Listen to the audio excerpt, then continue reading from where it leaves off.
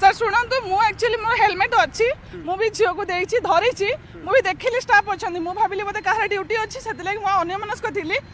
sir कहले कि helmet पिंधि ना आस मु ठीक अच्छे मुझे गली मुझे चालान काटिली 1000 टका मो रिसीट काटिले मो सामने जन व्यक्ति को सर गोटे धरिले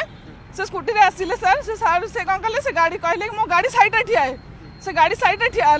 मु देखुची से लोक से जाऊे या चालान दौची सर मोर चालान काटी सारा पर से कौन कर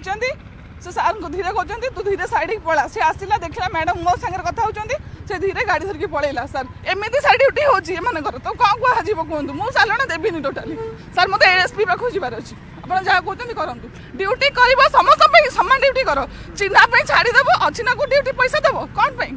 सर मुझे देवी आपको पैसा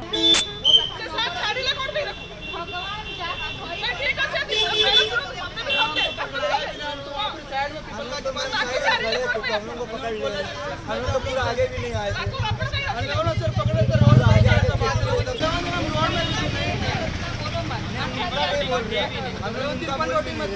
साइड में हम लोग खड़े थे हम गाड़ी को नहीं पकड़ा हम लोग वहीं पे रुके हुए थे